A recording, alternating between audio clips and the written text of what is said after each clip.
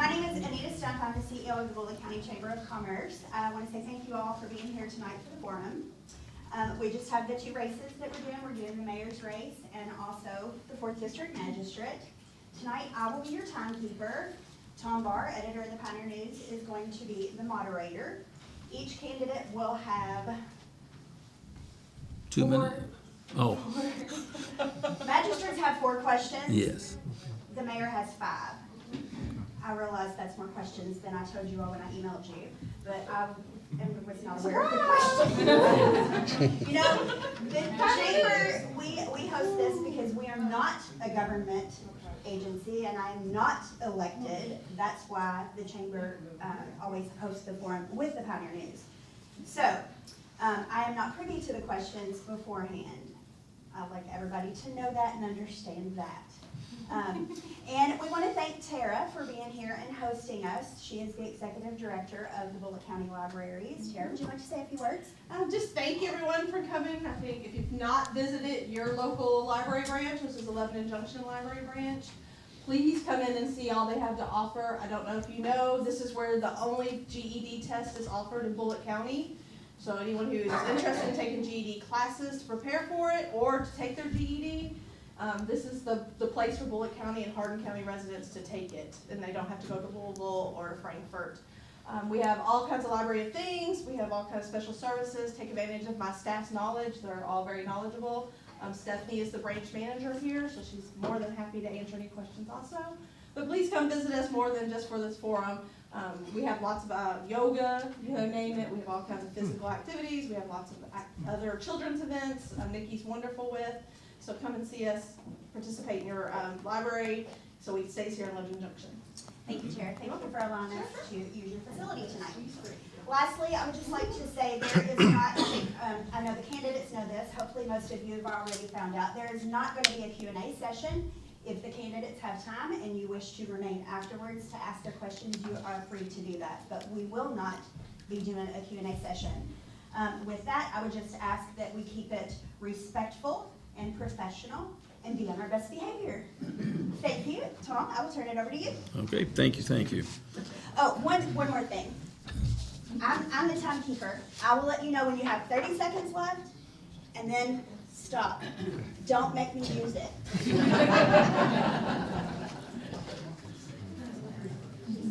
Okay, fellas, we're doing the magistrates in the 4th District.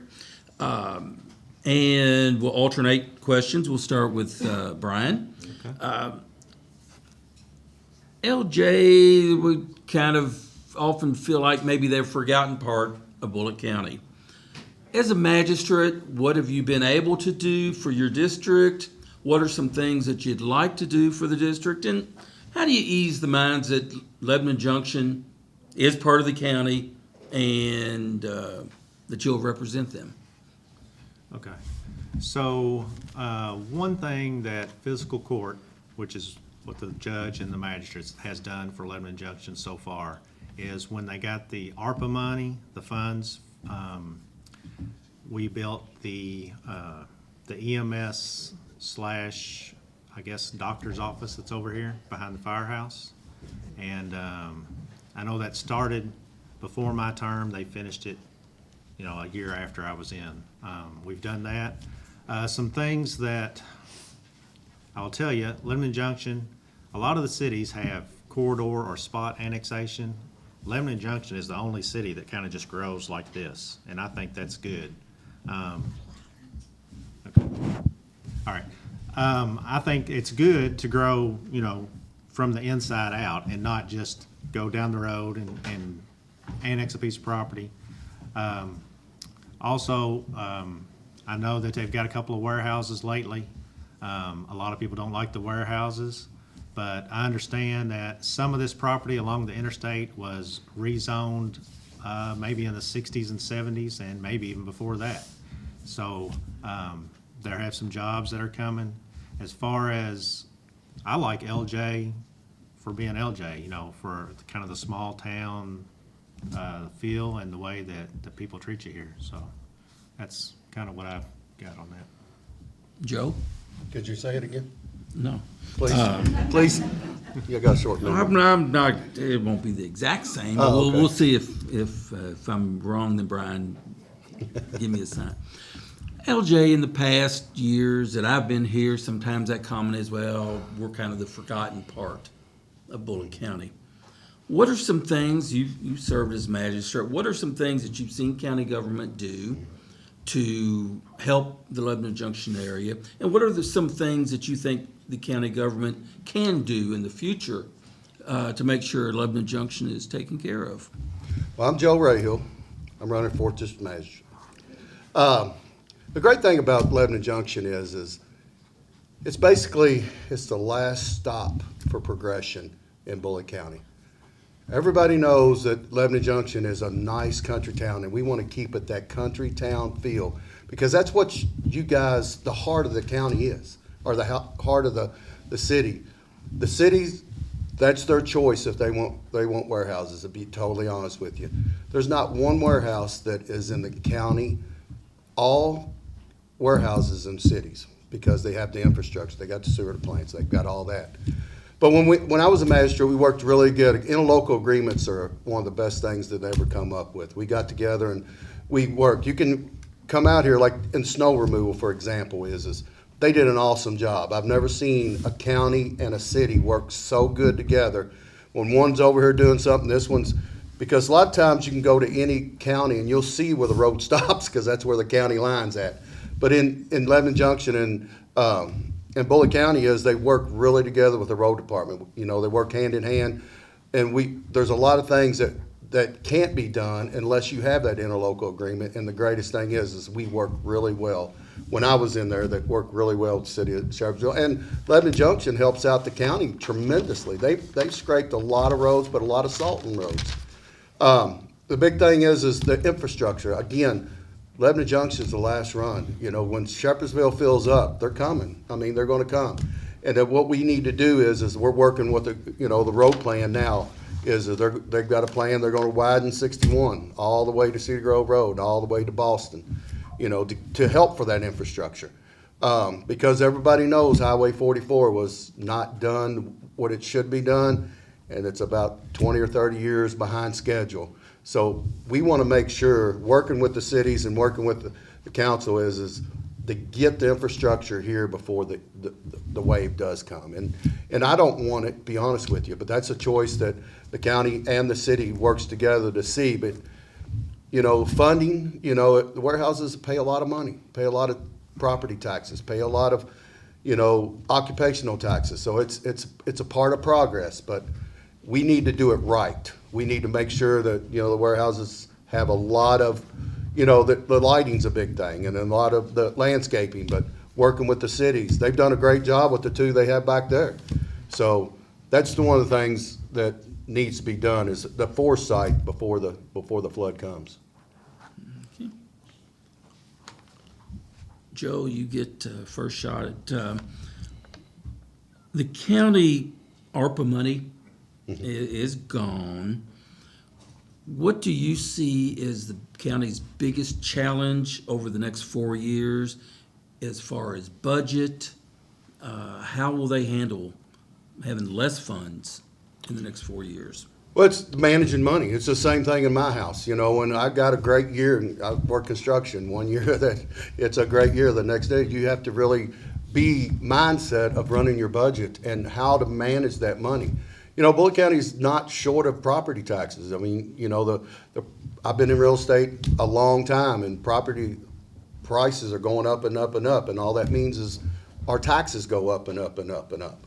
You know, so we don't have a lack in property taxes to overset a lot of things. Again, we don't have any warehouses to pull all that, but we do get the property taxes off the warehouses. But the biggest thing is just managing that thing and working with everybody else in our community to be able to withstand and make that happen. Okay, Brian? Repeat the question, please.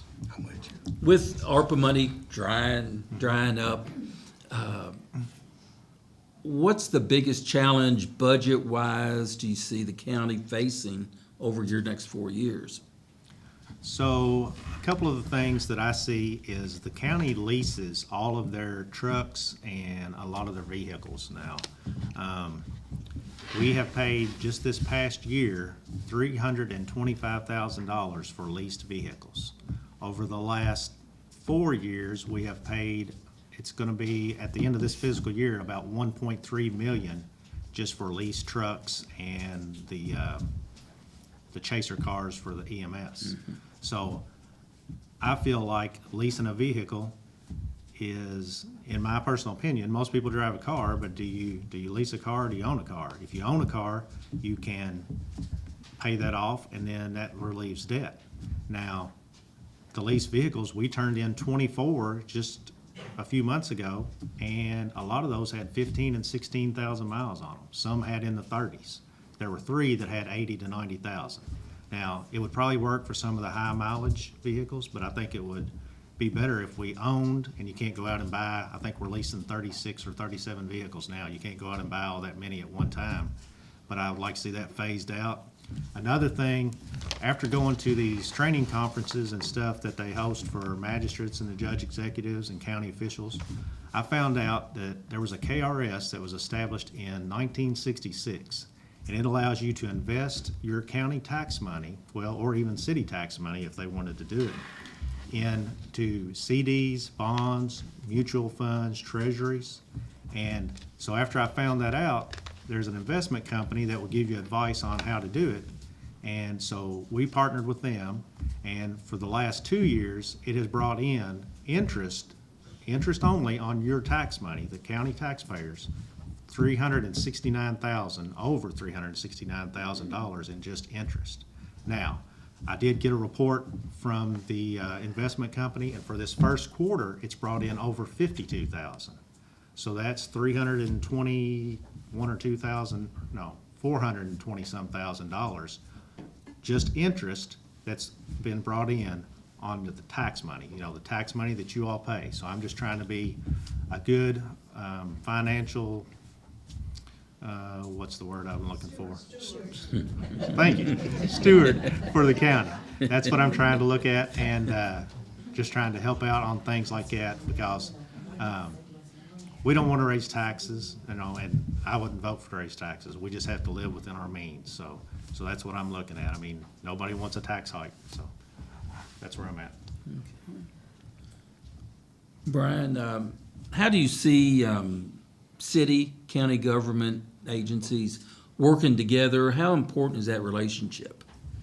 It's very important because we do have interlocal agreements, so you can have that between the cities and the counties. It can be between the counties and the library, the counties and fire departments. Because some of our fire departments, like Southeast, Zonton, Nichols, they're not operated by the city. Now, Lebanon Junction's fire department is. Shepherdsville's fire department is. But we could just look at stuff. We can, with these interlocal agreements, the county can pave roads for the city, and the city just has to pay for the pavement. So that saves them probably half of the cost if they had to hire a company like Mago or Hall Paving or places like that. So we can kind of help partner that way. Also, just help each other take care of the roads. I worked at the road department for almost 10 years, and through the interlocal agreements, we did a lot of mowing and trimming. We called it a bushwhacker, but it's an arm mower that just mow up high on your trees to try to keep those back off the side of the roads and help with the right-of-ways. So that's some things that I kind of see that we've done and things that we can continue. Okay. Joey, how do you view the relationship between city and county government? Well, it's very important. I mean, relationships in this business or any kind of business is important. We all need to help each other to get together. I remember when as a magistrate, we all got the mayors and stuff. We went to Frankfurt, and we're pushing for this road program, trying to get these roads to work. But the interlocal agreements with anything, it's probably one of the heartbeat of what we do is try to get to working and helping. Again, like Lebanon Junction and Bullitt County work very well together. We save a lot of money because they help us, and they save a little money because we get to help them. And that's what it's all about is everybody getting together, making a decision, not just one person standing up saying, hey, this is the way it's gonna be. We all sit down and what's gonna be better for your community? What's gonna be better for the whole county and together? And come together and get one common thing. But when you don't have unity and when you don't have anything, it's a nightmare. I was a magistrate for 2 terms. The first term, we didn't have a lot of unity in it. The second term, we come back, we came together and we started working, I mean, excellent. It was like night and day. But just having a relationship, a good relationship, is one of the most important things as one of our jobs are. And Joe, why should people vote for you? Why not? Yeah. You can't use the same line twice now. But you got a bigger laugh, I think, here. I think so. Just, you know, and vote for who you like, be honest with you. But when you vote, doesn't matter if it's a mayor's race, it doesn't matter if it's a sheriff, it doesn't matter. Vote for somebody that's invested in their community. Vote for somebody that absolutely loves it. You know, a paycheck's a paycheck. Which the paycheck for masters ain't that great. If you're doing it for the money, there's something wrong with you. But I love this county. I love this city. I love me and my wife invest a lot of stuff throughout this.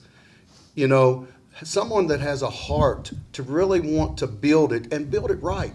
Not just to throw a bunch of warehouses in and say, I'm getting a bunch of money, or do this or do that.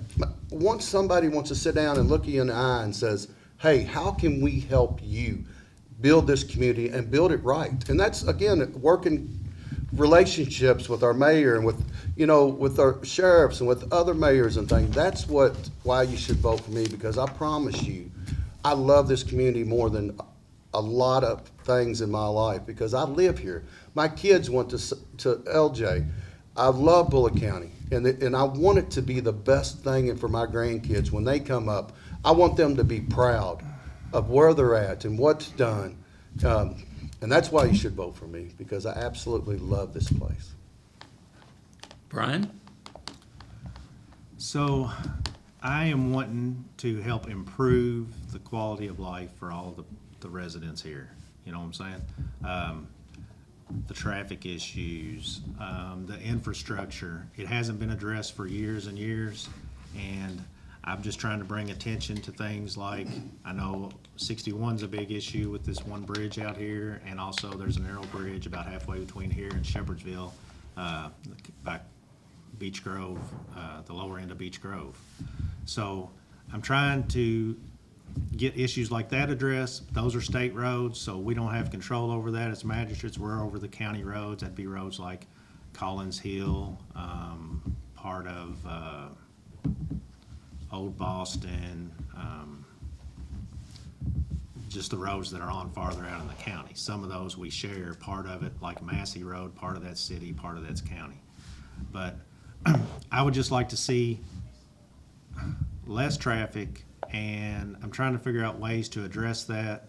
You know, the only thing we can really do is kind of suggest, hey, can you look at lowering the speed limit on stuff? Well, lowering the speed limit doesn't stop wrecks, but it does kind of bring attention from the state. So also, you know, kind of reach out to the state reps and the state senator and see what they can help you with. So I'm just trying to do what I can to make Bullitt County a better place and a safer place for all of us to live. Gentlemen, I thank you all. Get out and vote. If you're in the 4th District, vote for one of these 2 guys. But go out and vote.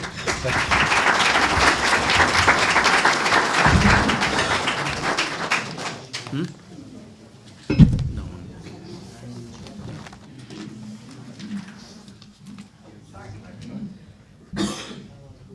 Thanks, guys. Thank you.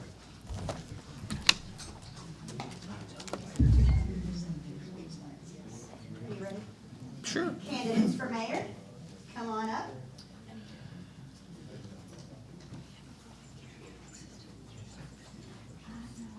And that's the place he wants to sit?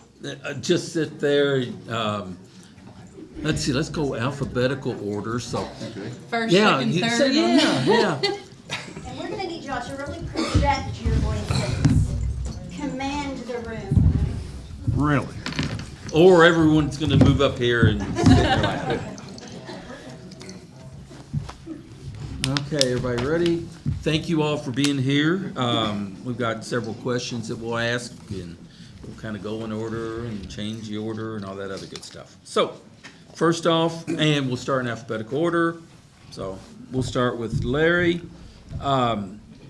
First question, LJ has seen some growth. You're on the interstate. What do you see the biggest challenges that growth is going to present, but what also could be some of the benefits that the growth is going to bring to LJ? Well, the more growth that does come, as I said earlier about the distribution buildings and what have you, it's tax dollars, and on our side, opposite of the county, we do get 1.5 occupational money out of it, which is a great thing. And as far as the growth coming, we need growth, there's no doubt about that. We need stores, we need this, we need everything, but I'd like to know what areas it comes in. So in talking about the growth, I was on the council for the census for every 10 years, and I was on that council for that. So that tells me real quick how many people is gonna be coming to this area. Bullitt County is one of the fastest growing counties there is. Doing that, you need things, and we don't wanna run to Shepherdsville or E-Town to get everything we need. You need it to come in, but you need it in the right places. And with that, you want them out here in the areas where, and the land is not available.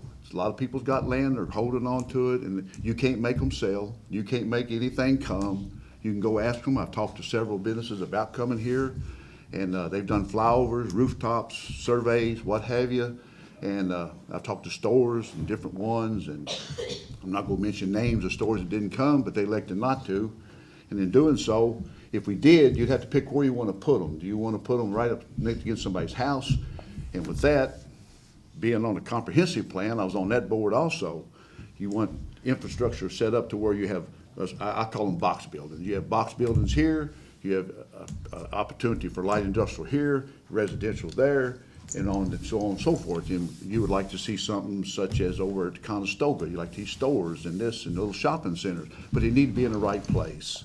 And in doing so, you just gotta be prepared for that and be careful what you ask for. Because if you get it too fast in the wrong place. And it's not Shepherdsville's fault that they're like they are. It started a long time ago, way before the realm of people they have now, as well as we haven't had anything up until now. And it wasn't their fault either. It's just the economy didn't strive to have that kind of money. And we didn't have the occupational money, we didn't have this, didn't have that. So now it's coming, but be careful where you put it. Don't ask for everything that comes down the pike to come into this town, and then all of a sudden you got too much. Because with that, as he said, I've been on the board went to Frankfurt, trying to get 61 widened. They've already done a survey on it. So if it gets wider, and you want the amenities set to the side of the road. For those who don't know it, the growth is so impacted by the amenities that's on the side of the road. Lebanon Junction is faced with a railroad on one side. You're never gonna move that. So I wanna watch everything as it comes down the pike and get what we can that's good for everybody. Okay, Jenny? I think the major thing with growth is responsibility. You have to be responsible for the growth that's coming to your community, and smart development plays one of the biggest roles in things that bring opportunities for our citizens is important at this time. We keep seeing the growth, but we're not seeing the opportunities. And I think looking deeper into it on how we can fix and how we can grow and how we can do it responsibly to not affect the citizens tax-wise or in any area that's going to hurt the citizens, we need to start looking at responsible growth. Stephen? What was the question again? Just so Question I make sure I is, answered. I-65, it's bringing growth. What are some of the benefits of growth, but also what are some of the challenges that growth can bring? I think the benefits are that, again, second their motion, it brings revenue to the city, but it also can bring jobs. Also, we got to look at how many jobs will that bring if we bring that revenue in. Now, there's a lot of warehouses going up everywhere. I don't like the warehouses. I know nobody does. It's a southern community. We want to keep our values, maintain what we have currently, but growth is coming. But it's about how we control it, right? So at the end of the day, if, for example, we have commercial property available for the city, if we can wing it the way we want it, why not do that? Why not approach it with possible rezoning, seeing what we can do, working with the council and moving forward to where we could possibly, Cedar Grove is a good example. If you go off Cedar Grove, you turn left, they have a slight strip mall, brings in revenue as far as Healthy Eyes, daycares, Little Daniels, places that also keep in mind that we wouldn't have to leave LJ to go do those things. We could do them here. And I think it would be a better benefit for the people and generate better revenue and better jobs for our citizens in the city.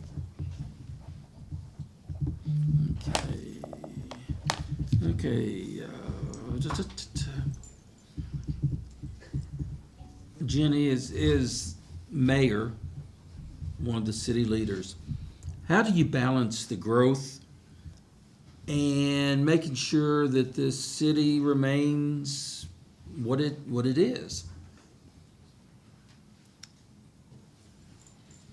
How do we balance growth? There's no way to balance growth. It's going to happen. We are going to grow. We are in the furthest tip of Bullitt County, the southern tip. They have grown everywhere else. We are Bullitt County. We're going to see growth. How do we control it? How do we control it would be by making sure we're responsible when it comes new infrastructures and new buildings and different things in those areas. How are we going to see a benefit as the citizens of the city? We've yet to see benefits from any growth. Maybe in our taxes and in our occupational tax purposes, but where is the citizen seeing any growth? I've been here 46 years, the same park, the same stuff. I understand the only thing growing is the bottom line. But what's more important, getting out there and taking care of the citizens in your community or letting growth overwhelm us? Stephen, how do we balance the growth and the community feel like it is today? Oh, Yeah. sorry. Yeah, I'm gonna go. I'm sorry. No, you're fine. He's just picking them on. I thought it was Larry's turn. Balance and growth. I would second that motion. We want to see the growth. We want to see it benefit us, but we've got to get our voices heard. Everybody in this entire community. I don't think that from what I passed through town through my campaign that I've heard a lot of issues arise about growth and about bringing businesses in, given incentives like the city could easily give. I'd say, for example, permits and other things that we control. We're a self-governed city to draw businesses in, to bring more to the community, which also in turn brings more to our families. But we've got to hear your all's voices. We've got to know what direction we need to lead that in for that growth and maintaining our Southern values. I feel that there's a lot of that sometimes is not heard enough from the community, and we definitely need more of that for our growth. Okay. Larry, how do we balance growth and the feel of the community? Well, it's like we're talking about. You can't really balance it to a point of, but you just got to watch it as it does come. And if you see it's coming, and I've heard all night from the magistrates and all, Lebanon Junction is going to grow, but you got to watch how it grows. And in the balance, where I look at the balance is this: we have water and sewers. If anybody come in here today and wanted something in a certain area, if we don't have water and sewers and the amenities is there. So I've been stressing really hard on trying to get the infrastructure set up for that. People can have all they want in this world, but if you don't have the amenities for them to use the bathroom and water and this and that, and building does not come. So I've really regulated the growth of the box buildings and them coming, and everybody else by instrumenting it in to where the paying portion, we do not pay for who comes here anymore. We're the first people that I've talked to in this county. All the mayors at the mayor's meeting, all the 8 of us meet, we make them put up the money to come here. Like Avis told me one time, if we don't come, you don't make money. If you don't come, I don't lose no money either. So I want to have it set up, and it is set up to where We got 2.4 million for the box buildings to come back in. That paid for all the infrastructure. We handled it. We did everything we could for that. They take care of that end. The other thing is, no matter how many jobs we have or what we have, we want the stores, and they can only come when they're ready to come to get the property. We need residences also. This school needs kids in it, so we don't lose our school as some of the other areas have been. So in doing so, you have to have a place for them. The apartments can only be put in areas where there is water and sewers, and I'm expanding that constantly to where there's also right there where the Snyder's building is out there right now. They put up $200-something thousand the other day, and you go out there and see they're digging now, and they're paying for it. We're not paying for it. So that growth is coming, but you got to offset it all as it comes. And it's a balance between residents and the amenities that you want to have. You want a store, you want this, you want that. We got 2 doctor's offices now. Things are looking up, things are looking better. And we do have a park, yes we do, and the ballpark down is looking better than everywhere else. But the same token, I try to make growth come as it can and where it's needed the most. And I do the budget to where it's spread out in all the areas where it needs to be. So that's about as good as I can handle the growth. Is bring it, I'll handle it when it gets here. Okay. Okay, Stephen, what type of improvements, programs would you like to see come to the city to make it a better place for the citizens? Programs and, what'd you say, sir? Improvements. Improvements. I'd say I'd like to see more help in our youth, our children, investing in our children in this community. I don't think we have a lot of, it's fair, for example, I mean, you do a great job, by the way. But as far as our youth goes, I think we need to have, I'd like to see more sports out here. I would like to see more involvement as far as our school system and bring more people around the county to our city. As far as offering, you know, for example, I'm trying to get my mind right on that one. Money for, it goes with businesses as well, bringing businesses in to donate as well, getting more donations, more nonprofit stuff in for our community. That's about all I got for that one. Okay, okay. Larry, what programs, improvements would you like to see over the next 4 years for the city? Well, as the money starts getting better, and it is, day by day, like the parks need to be upgraded to a point, like we've ordered some stuff for the handicapped children down in the park, and we've been trying to keep it painted up and keep it going. The ballparks, we've been out there, we redid the bathrooms. So, but you have to have the co-ed groups to come here and the ball teams, the small kids and everything come and do what they do. The park down in town, God bless the realm before us that put that in. That's a great asset to this town. Because when I grew up, it was a pond lot. It was a dump for concrete and blacktop. Did I do that? No. The administration before us did. And it's so much better for them down there and for it to be used. And for the kids to have that, you have to have a police department that will monitor it and watch them. The Ministerial Association constantly is doing programs for the children. If you think of something you think you might want to do an Easter egg hunt, they're doing it. If they want to do something for Halloween, they're doing it. The fire department has gotten together. But to reach out and say any one entity thing that you could bring into this town that would be beneficial for the children, like YMCA or something of that nature. But we don't have that opportunity at this time. So we take the small things, being a small city, and let's just enhance them as we go and have you children understand it. Have the kids know where they are and watch the kids that's on the street. I mean, it don't have to be an entity sitting on the corner where all the kids are going to go there.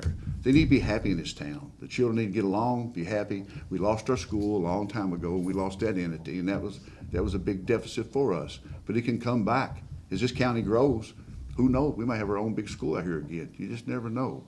But the basketball team, the kids, the archery programs, I've been instrumental in getting archery programs put into the school myself, the bicycles.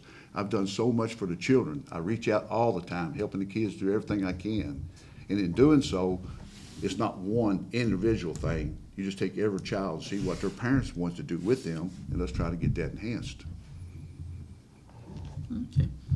Jenny, what types of programs, improvements would you like to see to make life better in LJ? Putting people first, putting the community people first. I would love to see that the families that come and the families get addressed, they get discussed, they get to, talked with, and strong partnerships with community resources, strong partnerships with the county resources. I feel like we're missing a lot of things because we won't unite in our own community and in our county. I believe we have addressed that in our nonprofit. I believe that's been a thing that I've worked with for 9 years, and I know that the resources are there to help everyone in this community. Not everyone is part of the 1% that is 200,000 or more a year. Not every one of us are in that level. There are people who are in poverty levels in our own town, and we need to address every level on the level that it needs to be. And I think strong partnerships, like he said, children. Children are our future. If we're not investing in our children today, we're not investing in our future. I've come too far in this Letter to Santa program that we do at the Turnaround Resource Center to realize that 62% of the kids that we assist in the Letter to Santa program are in our own community. And how do I know that? I follow up with the Ministerial Association to see how many they have. We remove people. We work together to help as many as we can.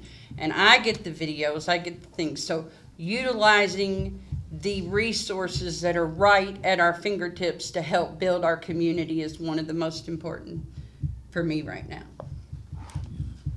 Okay.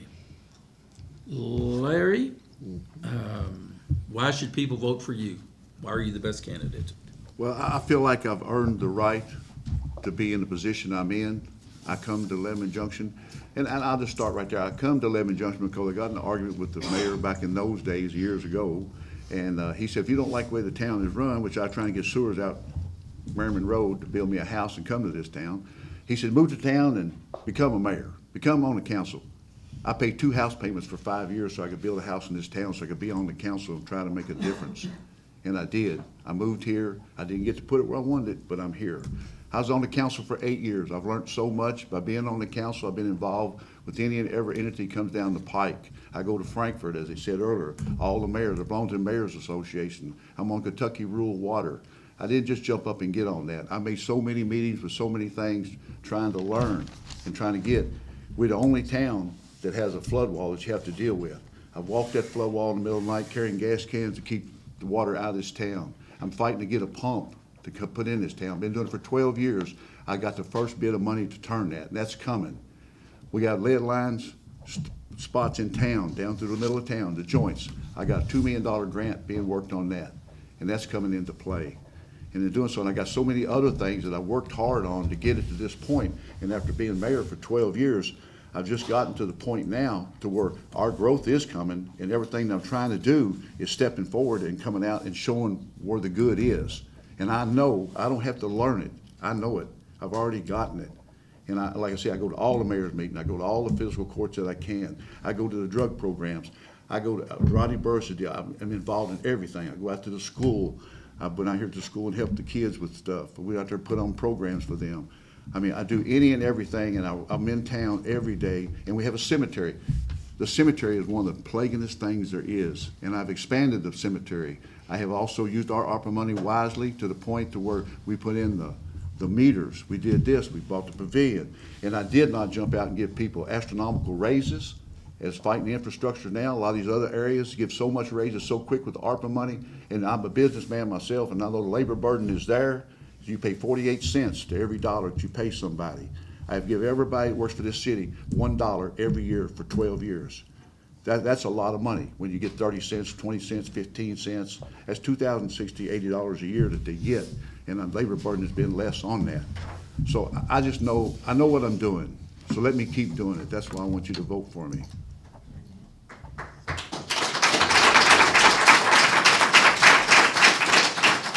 Jenny, why should they vote for you?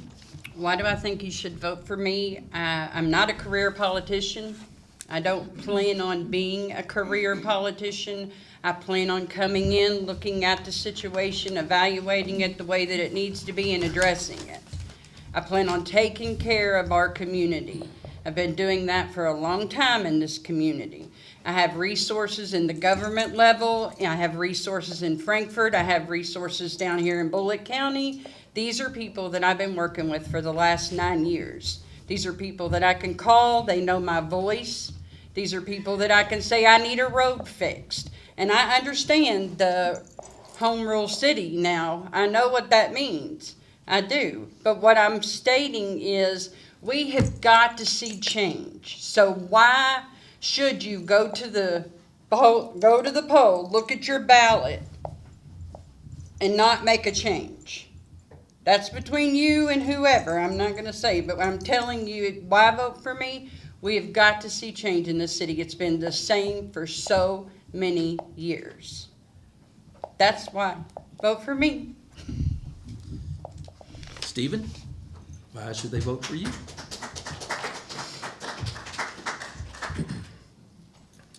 I would say, I operate a small business. I'm a family man. I'm a resident. I have children in this community as well, one of which is in this room. There's a lot of issues that I've come to realize over my last campaign to this campaign about listening to your voices, listening to your concerns. As well as, I'm gonna reiterate on what Jenny said, I'm not a career politician. You know, I'm a learner, I'm an observer, and I'm a listener, a very good listener. And I know on a daily basis, basing this city off of, I would base it off of how I run my business daily, by talking to your team, talking to your people, getting things done. You know, a minor example, just a minor one, getting with council to get stuff done. The water bill issue that we've had, I think things like that for our community deserves a 14-day grace period. I think we should do little things like that. I think we should make City Hall available to the people in different operating hours on certain days, to where people can make it into City Hall in person. The clerk's office, for example, will, you know, be open on a Thursday till 7 o'clock. City Hall's open 8 to 4 every day. Maybe if we change that up and asked what City Hall employees would like and what everybody else would like, that would benefit the community. There's moms and dads that are single, and, you know, the last thing they need to do and worry about is trying to get to City Hall without losing their job, you know, missing time with their children, stuff like that. I want to bring the community together and bring your voices together. And I want to show up and work on that. That's what I do every day with my company and my teams. So vote for me if you want good change. Focused on our future. Very good. Well, appreciate your all's time and giving a little bit of insight to the community on who they should vote for. Glad to be here. Thank you all for being here tonight. Thank you all.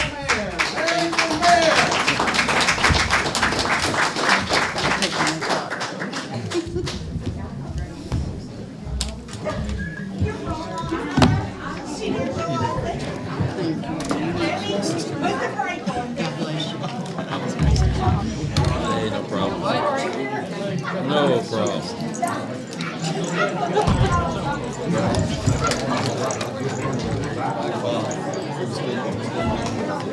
Good to see you. Save it for the fall or something.